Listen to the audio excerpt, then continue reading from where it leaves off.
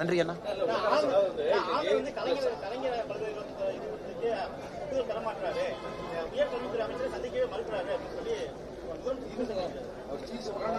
எனக்கு தெரியலீங்கன்னா இது சம்பந்தமாக ஆளுநருடைய பிஆர்ஓ ராஜ்பவனுடைய அதிகாரிகள் தான் பதில் சொல்லுங்கன்னா, அந்த ஃபைல் போச்சா, எங்க இருக்கு, காரணம் இதுதானா, காரணம் வேறா, யூஜிசி நாம்ஸை ஃபாலோ பண்ணியிருக்காங்களா, இதெல்லாம் ஆளுநர் மாளிகை தெளிவுபடுத்துறாங்க. முதலமைச்சர் குற்றச்சாட்டு வைத்த பிறகு ஆளுநருடைய மாளிகை அதிகாரிகள் நிச்சயமாக இதை தெளிவுபடுத்துவார் நம்புகின்றேன்.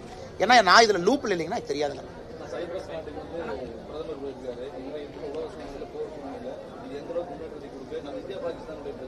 ஆனால் பிரதமரை பொறுத்தவரை சைப்ரஸ் நாட்டுக்கு சென்றிருக்கக்கூடிய முதல் இந்திய பிரதமராக பிரதமருடைய வருகை அமைந்திருக்கிறது.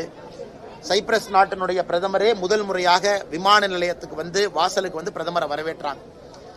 பிரதமருடைய மிக முக்கியமான பயணம் என்பது G7 மீட்டிங் போறாங்க. கனடாவில் நடக்கக்கூடிய G7 மீட்டிங்.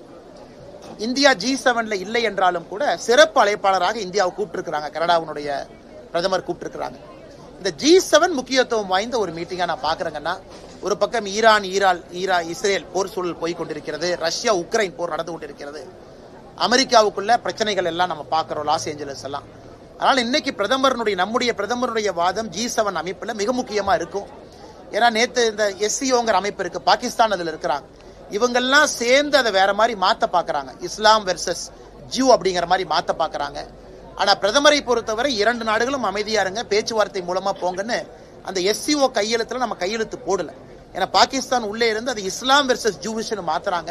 அதனால் நிச்சயமாக நம்முடைய பிரதமருடைய வாதம் G7 மாநாட்டுல கனடால முக்கியத்துவம் வாய்ந்த வாதமாக உலக தலைவர்களுக்கு இருக்கும் என்கிற நம்பிக்கை இருக்கு.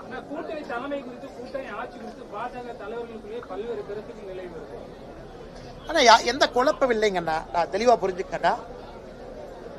நான் ஒரு பிரஸ் மீட்ல சொல்றேன், தனிப்பட்ட கருத்து, அதே நேரத்தில் கட்சியினுடைய தொண்டன் அமித்ஷா அவங்க சொல்றாங்க.